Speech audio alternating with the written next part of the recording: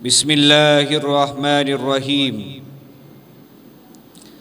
قل هو اللہ احد اللہ الصمد لم یلد ولم یولد ولم یکن لہ کفوا احد۔ اے پیغمبر کہہ دیجئے وہ اللہ ایک ہے، اللہ الصمد، اللہ بے نیاز ہے، لم یلد ولم یولد، نہ اس کی کوئی اولاد ہے اور نہ وہ کسی کی اولاد ہے، ولم یکن لہ کفوا احد، اس کی کوئی مثال اور ہمسر اور ثانی نہیں ہے۔ بڑی عزت اور وقار کے لائق بزرگوں، بھائیوں اور دوستوں، عقیدہ توحید نہ صرف اس امت محمدیہ کی اور نبی کریم صلی اللہ علیہ وآلہ وسلم کے دعوت کا نقطہ آغاز ہے، بلکہ تمام انبیاء کرام علیہم السلام اور تمام امتوں کے لیے جو دعوت اساس اور بنیاد ہے وہ عقیدہ توحید ہے۔ اس لیے اللہ رب العزت نے پوری ایک سورت جس کا نام سورۃ الاخلاص ہے اور اس کو سورۃ التوحید بھی کہتے ہیں، جس میں اللہ رب العزت نے ہر لفظ میں اپنی توحید کا اور وحدانیت کا تذکرہ فرمایا۔ قل هو اللہ احد، کہہ دیجئے وہ اللہ ایک ہے، وہ کوئی دو یا تین نہیں ہے، اور وہ ایک ہے، ایک ہی معبود برحق ہے، وہ ایک ہے، اس کے ٹکڑے اور تقسیم نہیں ہو سکتی۔ کیوں؟ لوگوں نے نظریات بنائے، کوئی کہتا ہے کہ عیسیٰ اللہ کا بیٹا ہے، کوئی کہتا ہے کہ عزیر اللہ کا بیٹا ہے، کوئی کہتا ہے کہ ہر چیز میں اللہ ہے، کوئی کہتا ہے کہ خیر کا رب اور ہے اور شر کا رب اور ہے۔ تو یہ جو تقسیمات لوگوں نے بنائی، اس کا رد کرنے کے لیے اللہ نے ایک آیت کو کافی سمجھا، هو اللہ احد، وہ اللہ ایک ہے۔ سارے عقیدے باطل ہو گئے اس آیت کے سامنے، سب عقیدوں کا رد ہو گیا کہ وہ ذات کے اعتبار سے بھی ایک ہے، کوئی دو اور تین ذاتیں نہیں ہو سکتی، وہ عبادت کے اعتبار سے بھی ایک ہے، کسی اور کی عبادت نہیں ہو سکتی، اور وہ ایک ہے اور ایک ہی رہے گا، اس کی کوئی تقسیم نہیں ہو سکتی۔ یعنی اس سے آپ منسلک کر کے مثالیں بیان کر کے کوئی اس کی آپ تقسیم کر سکیں، یہ بھی ممکن نہیں۔ یہ پہلی آیت۔ دوسری آیت میں فرمایا اللہ الصمد، اللہ بے نیاز ہے، اس کو کسی چیز کی کوئی ضرورت نہیں، اور اس میں مفسرین نے لکھا کہ نہ اس کو بھوک کی، نہ پیاس کی، نہ نیند کی، نہ اونگ کی، نہ انسانی جتنی ضروریات ہیں کسی بھی ضرورت نہیں ہے اس کو کسی بھی چیز کی۔ اس اعتبار سے وہ بے نیاز ہے، ہر چیز کا مالک اور خالق ہے، ساری چیزیں اس کے قدرت مشیت کے مطابق ہیں، ساری چیزیں اس کے اختیارات میں ہیں۔ اس لیے فرمایا اللہ الصمد، وہ اللہ بے نیاز ہے، اس کو کسی چیز کی کوئی ضرورت نہیں۔ یہ دوسری آیت۔ تیسری آیت، 4 آیتوں پہ مشتمل یہ سورت، لفظ اللہ کے ساتھ منسلک ایک ایک آیت، اور لفظ اللہ جو ہے یہ اللہ کا ذاتی نام ہے، باقی جتنے بھی نام ہیں اس میں کوئی نہ کوئی صفت موجود ہے، وہ سننے کے اعتبار سے، وہ علم کے اعتبار سے، وہ دیکھنے کے اعتبار سے، وہ قدرت کے اعتبار سے، تو کوئی نہ کوئی صفت اس میں موجود ہوتی ہے۔ لیکن یہ الالہ، اللہ، وہ ایک اللہ، وہ معبود برحق جس کے سامنے کوئی ذات ٹک نہیں سکتی، کوئی کھڑا نہیں ہو سکتا۔ فرمایا لم یلد ولم یولد، نہ وہ کسی کی اولاد ہے اور نہ اس کی کوئی اصل ہے، یعنی اس کا بھی باپ کوئی نہیں، اس کی ماں کوئی نہیں، اس کی اولاد کوئی نہیں۔ اللہ نے دنیا میں مثالیں دکھا دی، آدم کو پیدا کیا بن ماں باپ کے، حوا کو پیدا کیا بن ماں کے، عیسیٰ کو پیدا کیا بن باپ کے، لیکن ان سب کی آگے نسل اور ضروریات چلی۔ اللہ کی کوئی اصل نہیں اور کوئی نسل نہیں ہے۔ لم یلد ولم یولد، نہ اس کی کوئی اولاد ہے اور نہ وہ کسی کی اولاد ہے۔ یہ صورت اصل میں اس وقت نازل ہوئی، حضرت ابی بن کعب رضی اللہ تعالیٰ عنہ فرماتے ہیں کہ مشرکین مکہ نے نبی کریم صلی اللہ علیہ وسلم سے کہا، پتہ ان کو بھی تھا، یقین ان کو بھی تھا، اور وہ توحید کے کسی نہ کسی حصے میں ضرور ٹھہرتے تھے۔ یہ قرآن نے موضوع پورا بیان کیا کہ آپ ان سے سوال کریں کہ یہ آسمان اور زمین کس نے بنائے، وہ کہیں گے اللہ نے بنائے۔ یہ بارش کون برساتا ہے، وہ کہیں گے اللہ برساتا ہے۔ یہ رزق کون دینے والا، وہ کہیں گے اللہ دینے والا ہے۔ لیکن مسئلہ کہاں بنتا تھا؟ ما نعبدہم الا لیقربونا الی اللہ زلفا، یہ ہم جو بتوں کی عبادت کرتے ہیں، پوجا کرتے ہیں، پرستش کرتے ہیں، یہ اس لیے کرتے کہ ہمیں اللہ کے قریب کر دے، ہم ان کو وسیلہ بناتے ہیں، اس کے بغیر نہیں چلتی ہماری اس کے سامنے۔ تو انہوں نے آگے نبی صلی اللہ علیہ وسلم سے سوال کیا، اپنے رب کا، اپنے اللہ کا نسب بیان کریں، وہ کون ہے؟ اللہ نے یہ سورۃ نازل فرما دی۔ نبی کی زبان سے جواب دلوانے سے بہتر ایک پوری سورۃ نازل فرما دی، کہو یہ ہے میرا تعارف۔ اللہ نے اپنی ذات کا تعارف کروایا ہے۔ لم یلد ولم یولد، یہ مشرکین مکہ کہا کرتے تھے، جیسے عیسائی اور یہودی حضرت عیسیٰ اور حضرت عزیر کو اللہ کا بیٹا گردانتے تھے، یہ کہتے تھے فرشتے اللہ کی بیٹیاں ہیں۔ تو اللہ نے کہا لم یلد ولم یولد، نہ اس کی کوئی اولاد ہے اور نہ وہ کسی کی اولاد ہے۔ ولم یکن لہ کفوا احد، کوئی اس کا ہمسر نہیں، کوئی اس کی مثل نہیں، کوئی اس کی مثال نہیں، کوئی اس کا جیسا نہیں ہے، کوئی اس کا جیسا بن نہیں سکتا۔ تم کیسے کہتے ہو ما نعبدہم الا لیقربونا الی اللہ زلفا، کہ ہم ان بتوں کی پوجا اس لیے کرتے ہیں کہ ہمیں اللہ کے قریب کر دیں گے؟ کوئی ضرورت نہیں ہے ان چیزوں کی۔ فلا تضربوا للہ الامثال، اللہ کے لیے مثالیں مت بیان کرو۔ وللہ المثل الاعلی، سب سے بلند اور بہترین مثال اللہ کی ہے، اس کو کسی مثال کی ضرورت نہیں ہے۔ اس کی ایک ایک صفت، اس کا ایک ایک قول، ایک ایک فعل، اس کا جو تعارف قرآن اور حدیث میں ہمیں بتا دیا گیا، وہ پورا اس پہ صادق اور سچا ہے۔ آمنا و صدقنا کہہ کے اس کو عقیدہ اور نظریہ بنانا ہے اور اس کے مطابق ہمیں زندگی بسر کرنی ہے۔ تو یہ عقیدہ توحید، یہ بیسک اور بنیاد ہے۔ اس کی ضرورت کیوں ہے، اس کے حوالے سے چند گزارشات میں آپ کے سامنے رکھنا چاہتا ہوں۔ یہ کیوں ضروری ہے؟ لوگ کہتے ہیں جی بیان کیوں کرتے ہیں، کس لیے بیان کیا جاتا ہے؟ بھائی قرآن نے بیان کیا ہے۔ کس لیے بیان کیا جاتا ہے؟ کسی بھی نبی کا نام لے لو جس کا قرآن میں تذکرہ ہے، اس کی دعوت کا تذکرہ ہوگا، ما من الہ غیرہ، اس کے علاوہ کوئی الہ اور معبود نہیں ہے۔ اس کی دعوت کا آغاز وہاں سے ہے۔ جب قرآن ان چیزوں کا تذکرہ کر رہا ہے تو پھر ہماری زبانیں کیوں بند رہ سکتی اس کو بیان کرنے سے؟ تو اس لیے یہ ضرورت ہے، یہ اساس اور بنیاد ہے۔ اگر یہ بنیاد کمزور اور کھوکھلی ہے، یہ بنیاد درست نہیں ہے، تو اعمال کا کیا فائدہ ہوگا؟ نقصان ہوگا اعمال کا۔ میں نے جو پہلا جمعہ پڑھایا تھا پورے 1 سال پہلے، پہلا جمعہ، اس میں نے تذکرہ کیا تھا کہ عمل کب قبول ہوتے ہیں، اس میں 6 چیزوں کا تذکرہ کیا تھا۔ پہلی چیز اس میں یہ تھی کہ عقیدہ توحید ہونا چاہیے، تب عمل قبول ہوگا، ورنہ نہیں ہوگا۔ عمل تب قبول ہوگا جب عقیدہ توحید ہوگا۔ یہ اس میں ہم نے تفصیل سے ذکر کیا تھا اس چیز کو۔ تو اس لیے ہم چاہتے ہیں اور ہم یہ سمجھتے ہیں کہ توحید یہ بنیاد اور اساس ہے، یہ پختہ ہونا چاہیے۔ نہ صرف بڑوں میں، بچوں کو بھی یہ شناخت اور پہچان ہونی چاہیے، اللہ کون ہے۔ جب آپ اللہ کا تعارف قرآن اور حدیث سے اپنے بچوں کو نہیں بتائیں گے تو پھر وہ تعارف بتائے گا جو سائنس کے ذریعے رب کو ثابت کرنے کی کوشش کرے گا، جو ٹی وی پہ بیٹھ کے ٹاک شو کرے گا اور لیبل وہ یہ لگائے گا کہ میں بہت بڑا مفتی اور عالم ہوں، میں قرآن کی سائنسی تفسیر کروں گا اور سائنس کے ذریعے میں رب کو ثابت کروں گا اور تعارف کرواؤں گا۔ پھر وہ جو فتنہ پیدا کرے گا، اس فتنے کے سارے ہمارے نوجوان جو ہیں وہ شکار ہوں گے۔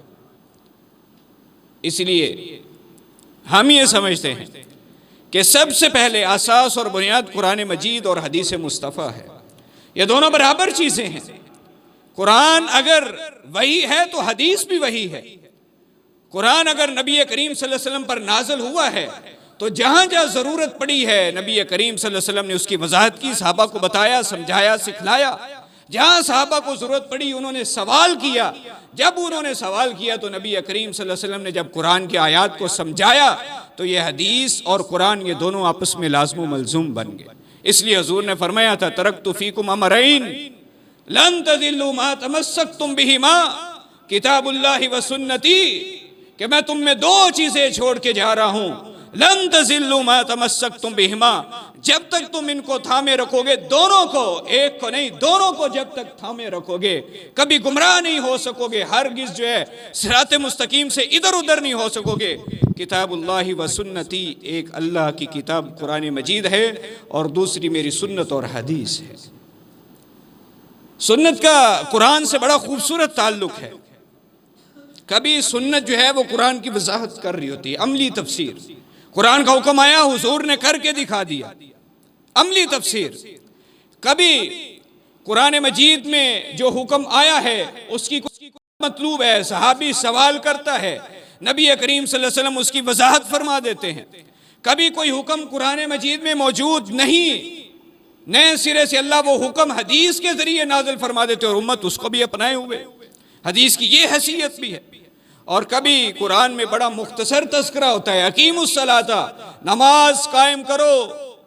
کیسے پڑھنی ہے، کتنی پڑھنی ہے، کب پڑھنی ہے، رکوع میں کیا پڑھنا ہے، سجدے میں کیا پڑھنا ہے، یہ ہمیں حدیث مصطفیٰ بتاتی ہے. اس لیے ہم کہتے ہیں ترکت فیکم امرین لن تضلوا ما تمسکتم بہما کتاب اللہ و سنتی.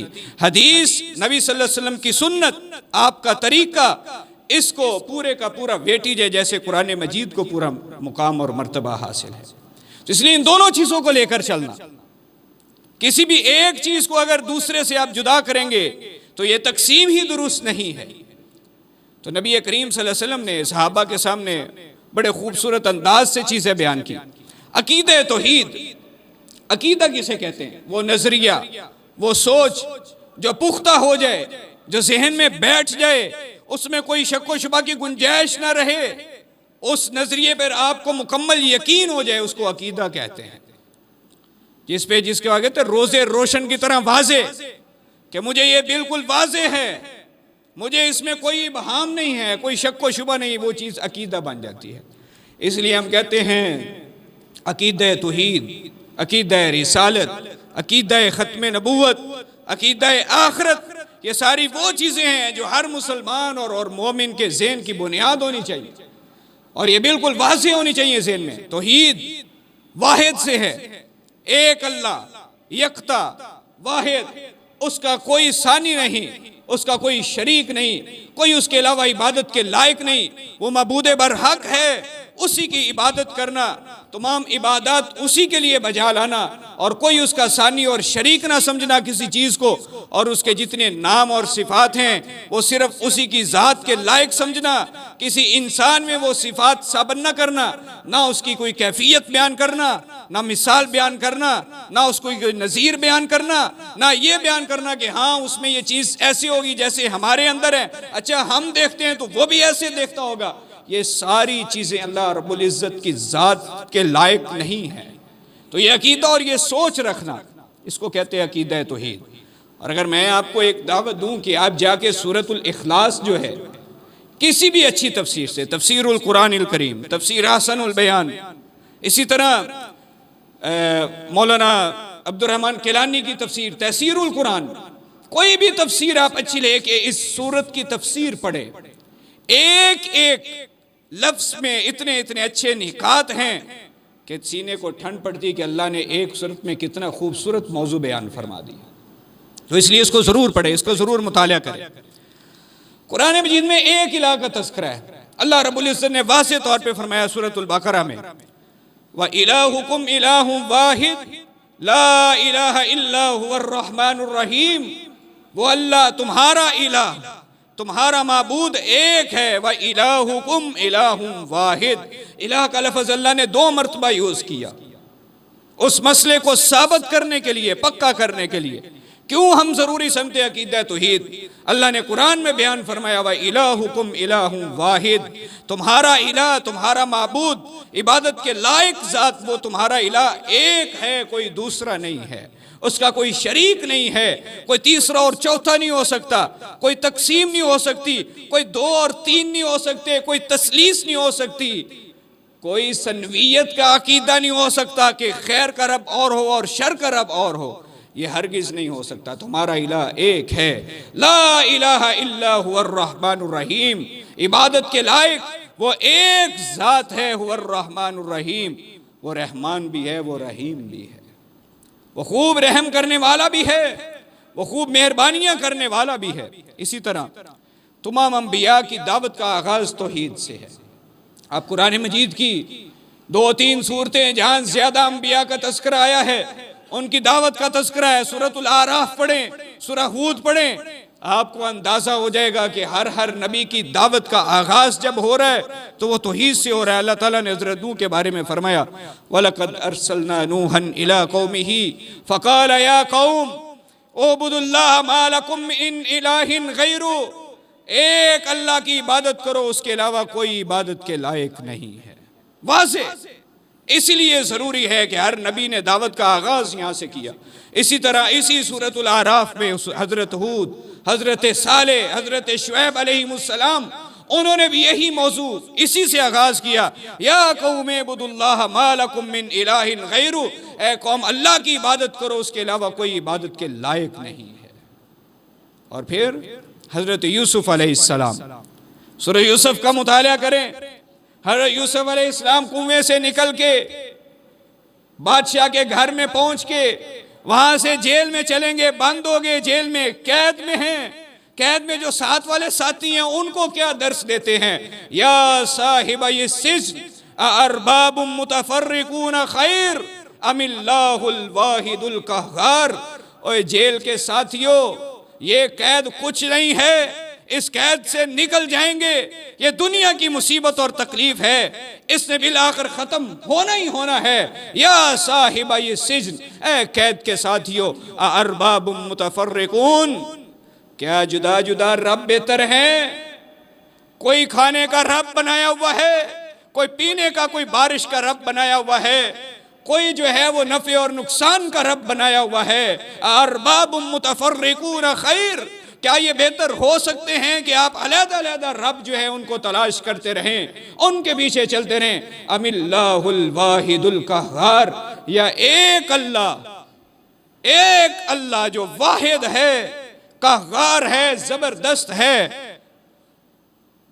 اس کے پیچھے چلنا ہے، اس کو معبود سمجھنا ہے، اس کی عبادت کرنی ہے، اپنی ذات کی فکر نہیں، اپنی قید کی فکر نہیں۔ رب نے جو حکم دیا ہے، جو ڈسپلن ہے، جو پروٹوکول ہے، جو حکم دیا ہے، اس کو لے کر قید تنہائی میں بیٹھے ہوئے ہیں۔ دوسرے ساتھیوں سے جب ملاقات ہوتی ان کو کہتے ہیں ارباب متفرقون خیر ام اللہ الواحد القہار۔ میں تمہیں یہ دعوت دیتا ہوں، چھوڑ دو یہ سارے ادھر ادھر اپنے نظریے، چھوڑ دو یہ سارے مختلف رب اپنانے، یہ بتوں کی عبادت کرنا، یہ ڈر چھوڑ دو، یہ سر جھکانا چھوڑ دو، یہ عاجزی انکساری چھوڑ دو، یہ عبادت چھوڑ دو۔ عبادت کرنی ہے تو صرف ایک رب کی عبادت کرو جس نے ہم سب کو پیدا کیا ہے۔ تو یہ انہوں نے وہاں قید خانے میں، جیل میں یہ پیغام دیا اپنے ساتھیوں کو۔ اسی طرح تمام انبیاء کا اللہ تعالیٰ نے قرآن مجید میں 2 جگہ تذکرہ فرمایا، وَمَا أَرْسَلْنَا مِن قَبْلِكَ مِن رَّسُولٍ إِلَّا نُوحِي إِلَيْهِ أَنَّهُ لَا إِلَٰهَ إِلَّا أَنَا فَاعْبُدُونِي، ہم نے کوئی بھی پیغمبر اور رسول بھیجا ہے، ہم نے اس کی طرف یہ وحی کی، أَنَّهُ لَا إِلَٰهَ إِلَّا أَنَا فَاعْبُدُونِي، کہ لوگوں کو یہ پیغام دے دو اس اللہ کے علاوہ کوئی معبود نہیں ہے، اس کے علاوہ کوئی الہ نہیں ہے، أَنَا فَاعْبُدُونِي، میری عبادت کرو، کیوں بھٹکتے ہو، کیوں ادھر ادھر جاتے ہو، میری عبادت کرو۔ اسی طرح دوسری آیت میں اللہ رب العزت نے فرمایا وَلَقَدْ بَعَثْنَا فِي كُلِّ أُمَّةٍ رَسُولًا، ہم نے ہر امت میں رسول بھیجا، ان کی واعظ و نصیحت کرنے کے لیے، ان کو سیدھے راستے پر لانے کے لیے، ان کو درست سمت میں چلانے کے لیے، کہ آؤ انعبدوا اللہ، ایک اللہ کی عبادت کرو، واجتنبوا الطاغوت، طاغوت سے بچ جاؤ، طاغوت سے بچ جاؤ۔ آج بھی بڑے طاغوت ہیں، آج بھی بڑے معاملات خراب ہیں، شیطان بہلاتا ہے، پھسلاتا ہے، انٹریکٹ کرتا ہے، اٹریکشنز پیدا کرتا ہے، خوبصورتیاں پیدا کرتا ہے۔ ہاں یار وہاں چلے جاؤ، تمہارے پاس بیٹیاں ہی بیٹیاں ہیں، وہاں سے دم کروا لو، وہاں سے تعویذ لے لو، وہاں سے سیب لے لو، وہاں سے گلے میں تعویذ ڈلوا لو، تمہیں بیٹے دے گا اللہ، بیٹے تمہیں وہ بیٹے اس نسبت سے ملیں گے جبکہ بیٹے اور بیٹیاں دینے والا کون ہے؟ اللہ ہے۔ اللہ نے قرآن مجید میں بڑا خوبصورت نقشہ کھینچا کہ جس کو وہ چاہے بیٹیاں دے، جس کو وہ چاہے بیٹے دے، جس کو وہ چاہے بیٹے اور بیٹیاں مکس دے، جس کو وہ چاہے کچھ نہ دے، یہ سب کچھ اس کے اختیار میں۔ سارے ہیلے حربے اختیار کرنے کے باوجود، میڈیکلی بڑی چیزیں اپروو ہونے کے بعد بھی، میڈیکل پروسیس کروانے کے باوجود بھی مثالیں موجود ہیں۔ نہیں ہے اولاد، نہیں ہے بیٹے، نہیں ہے بیٹیاں، مکس بھی ہیں، صرف بیٹیاں بھی ہیں، صرف بیٹے بھی ہیں، کچھ بھی نہیں ہے، سارا پروسیس اور سارا علاج کروانے کے باوجود۔ ایسی مثالیں بھی موجود ہیں، دو دو تین تین چار چار شادیاں پھر بھی اولاد نہیں ہے، بیٹیاں ہیں دوسری شادی کی بیٹا ہو جائے پھر بیٹیاں ہیں، ایسی مثالیں بھی موجود ہیں۔ یہ سب کچھ اللہ کے اختیار میں ہے۔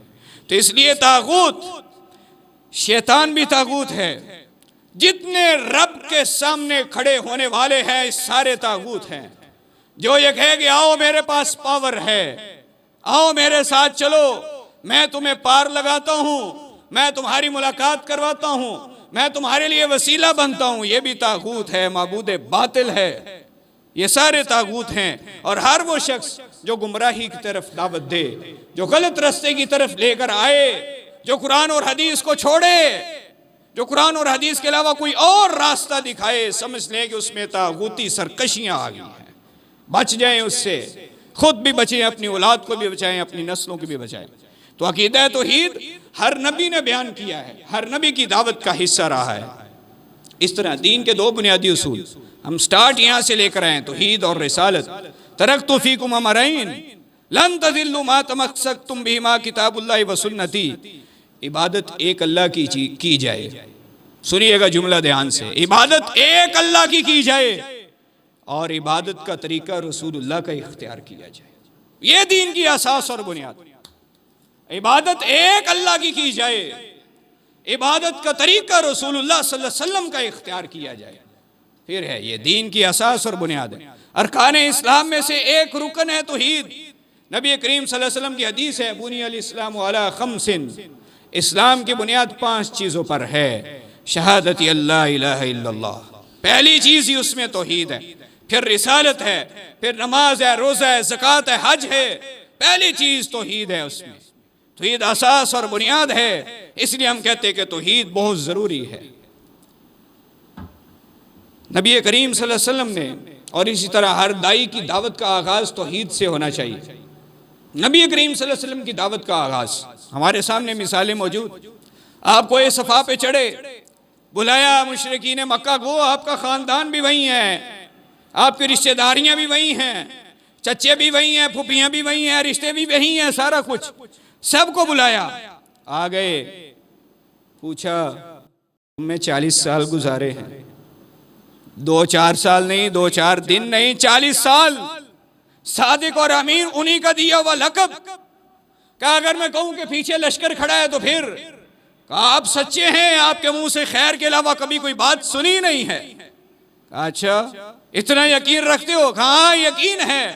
کہا پھر میری یہ دعوت ہے، قولوا لا الہ الا اللہ تفلحوا تملک العرب والعجم، لا الہ الا اللہ کا اقرار کر لو، نہ بھاگو اس سے، نہ اپنے بتوں کے پیچھے جاؤ، یہ جو 360 تم نے رکھے ہوئے ہیں اور ان کو نکال دو، پھینک دو، یہ کچھ نہیں کر سکتے، چھوڑ دو ان کا پیچھا۔ کہا اس لیے تم نے ہمیں بلایا تھا، فوراً رخ بدل لیا۔ جبکہ اسی کلمے کی دعوت کے ساتھ نبی صلی اللہ علیہ وسلم بشارت دے رہے ہیں، اپنی اسی زبان سے بشارت دے رہے ہیں، وعدہ دے رہے ہیں، جس زبان کو وہ کہتے ہیں کہ صادق اور امین ہے، اسی زبان مبارک سے وعدہ دے رہے ہیں، تفلحو، کامیاب ہو جاؤ گے۔ کامیابی چاہیے تو لا الہ الا اللہ پڑھ لو، عقیدہ اس کے مطابق بنا لو، زندگی اس کے مطابق بسر کر لو۔ آپ کا کیا خیال ہے کہ ان کو پڑھنا بڑا مشکل تھا؟ ان کو معنی کا پتہ تھا، ان کو مطلب کا پتہ تھا، ان کو پتہ تھا کہ لا الہ الا اللہ پڑھنے سے جو پابندیاں لگیں گی وہ ہم نہیں کر سکیں گے، اس لیے نہیں پڑھتے تھے کہ ساری پابندیاں لگ جائیں گی، سارے معاملات ایک اللہ کے سپرد کرنے پڑیں گے، ساری چیزیں ایک اللہ کے سپرد کرنے پڑیں گے، تو اس لیے وہ نہیں پڑھا کرتے تھے۔ آپ نے ساتھ یہ بھی وعدہ دیا، تملک العرب والعجم، اور عرب و عجم کے بادشاہ بن جاؤ گے۔ سردار لوگ تھے، سرداری طبیعت، سرداری چاہیے تھی۔ کہا تملک العرب والعجم، عرب و عجم کے مالک بن جاؤ گے، عرب و عجم تمہارا ہوگا، پڑھ لو۔ نہیں پڑھا، دشمنی اختیار کی، کئیوں نے برا بلا کہا، نہ زیبا کلمات کے، کوئی واپس چلے گئے، کوئی خاموش ہو کے چلا گیا، کسی نے کوئی جملہ کہا، کسی نے کوئی جملہ کہا، رسول اللہ صلی اللہ علیہ وسلم ڈس ہارڈ نہیں ہوئے، آپ نے مشن نہیں چھوڑا، خفیہ چلتا رہا معاملہ، کرتے رہے، صحابہ تکالیف برداشت کرتے رہے۔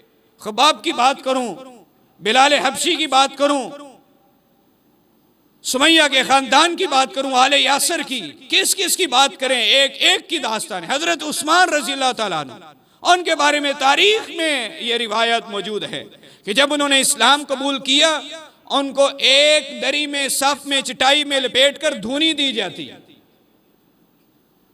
سانس بند ہو، اکھڑے سانس، تکلیف آئے، شدت آئے، کلمہ کیوں پڑا ہے۔ امیر تھے، کاروبار اچھا تھا، پیسہ بھی تھا، سب کچھ تھی، لیکن یہ تکالیف آئیں۔ تو اس لیے توحید آسان نہیں ہے، بڑا سوکھا کام نہیں ہے، اس کو بیان کرنے والے بھی تکلیف سے دوچار ہوتے ہیں اور اس کو اپنانے والے بھی تکلیف سے دوچار ہوتے ہیں۔ یہ اب بھی ایسے ہی ہے معاشرے میں، اور پہلے بھی ایسے ہی تھا۔ کچھ فرق ہو سکتا ہے چیزوں کا، کچھ ہم کمپرومائز کر گئے، کچھ ادھر سے کمپرومائز ہو گیا، یہ ہو سکتا ہے، لیکن یہ مت سمجھیے گا۔ اس لیے اب بھی یہ مشکلات رہتی ہیں ساتھ، اور یہ انبیاء کو تکالیف اور مشکلات آئی ہیں، ہم تو کوئی چیز نہیں ہے۔ ہر نبی کی دعوت توحید ہے، اور توحید پہ ہی اس کو تکلیف ملی۔ ایک ایک نبی کا واقعہ آپ اٹھا کے دیکھیں۔ اس طرح نبی کریم صلی اللہ علیہ وسلم نے حضرت معاذ بن جبل کو رضی اللہ تعالیٰ عنہ کو یمن روانہ کرنے لگے ذمہ داری دے کر، تو آپ نے کہا کہ انک تاتی قوما من اہل الکتاب، تم اہل کتاب کے پاس جا رہے ہو، عیسائی یہودی، ان کو اہل کتاب کہا جاتا ہے، تم ان کے پاس جا رہے ہو، فادعوہم الی شہادت اللہ الہ الا اللہ وانی رسول اللہ، سب سے پہلے ان کو دعوت دینی ہے توحید اور رسالت کی، توحید کی طرف بلانا ہے سب سے پہلے۔ فَإِنْهُمْ أَطَاعُوا لِذَلِكَ فَأَعْلِمْهُمْ، اگر وہ اس کی اطاعت کریں، یعنی یہ نہیں ہے کہ پہلا نقطہ چھوڑ کے دوسرے نقطے کی دعوت دیں، پہلے نہیں، سٹارٹ یہاں سے لینا ہے۔ فَادْعُوهُمْ، اس کو بلاؤ کہ اللہ ایک ہے، وہی عبادت کے لائق ہے، اس کے علاوہ کوئی عبادت کے لائق نہیں ہے۔ جب یہ مان لیں، پھر ان کو بتاؤ کہ رسول اللہ صلی اللہ علیہ وسلم کی اطاعت کرنی ہے۔ جب یہ مان لیں تو پھر ان کو سکھاؤ کہ یہ اعمال ہیں، نماز پڑھنی ہے، روزہ رکھنا ہے، زکوٰۃ دینی ہے۔ سب سے پہلے توحید کی دعوت دو، اس میں اطاعت کریں تو پھر آگے بات چلے گی، ورنہ نہیں چلے گی آگے۔ یہ نبی کریم صلی اللہ علیہ وسلم نے واضح طور پہ ان کو تلقین کر کے بھیجا کہ یہاں سے سٹارٹ لینا ہے، اور کمپرومائز تو سکھایا ہی نہیں۔ سورۃ الکافرون میں فرما دیا لکم دینکم ولی دین، اگر تم توحید کے بارے میں کمپرومائز چاہتے ہو تو وہ نہیں ہے، تمہارے لیے تمہارا طریقہ، میرے لیے میرا طریقہ ہے، اس پہ کوئی کمپرومائز نہیں ہے، اس پہ حضور نے کوئی کمپرومائز نہیں کیا۔ اسی طرح اللہ تعالیٰ نے قرآن مجید میں فرمایا وَمَا خَلَقْتُ الْجِنَّ وَالْإِنسَ إِلَّا لِيَعْبُدُونَ، جب رب باری تعالیٰ یہ فرما دے کہ میں نے جنوں انس کو پیدا کیا اپنی عبادت کے لیے، تو اللہ نے اپنی عبادت کے لیے پیدا کیا۔ حضرت معاذ بن جبل فرماتے کہ مجھے ایک دن نبی کریم صلی اللہ علیہ وسلم نے سواری پہ اپنے پیچھے بٹھا لیا، حضور کا بڑا نرالا انداز اپنے صحابہ سے محبت کا، سمجھانے کا، کہتے ہیں کہ مجھے پیچھے بٹھا لیا، کچھ دور ہم گئے سواری پہ تو حضور فرمانے لگے هل تدری ما حق اللہ علی عبادی، معاذ جانتے ہو اللہ کا حق اس کے بندوں پر کیا ہے؟ کہا حق حضور میں نہیں جانتا، میرے ماں باپ آپ پہ قربان، میری جان قربان، آپ بتا دیجئے، مجھے نہیں معلوم۔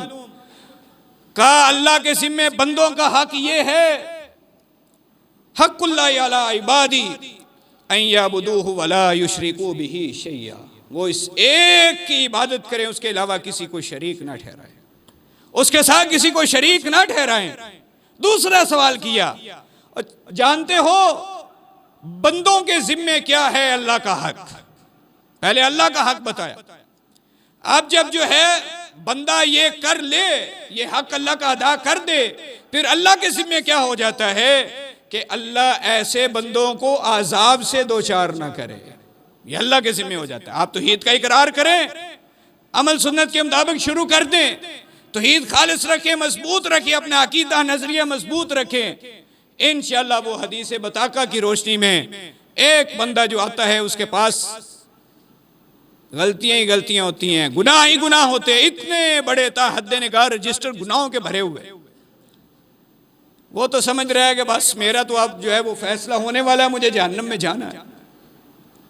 وہ ایک پلڑے میں سارے گناہ، دوسرے پلڑے میں ایک پرچی، بطاقہ پرچی کو کہتے ہیں، ٹکٹ کو، جس کے اوپر لکھا ہوگا لا الہ الا اللہ، وہ دوسرے پلڑے میں وہ ان سب رجسٹروں سے بھاری پڑ جائے گا۔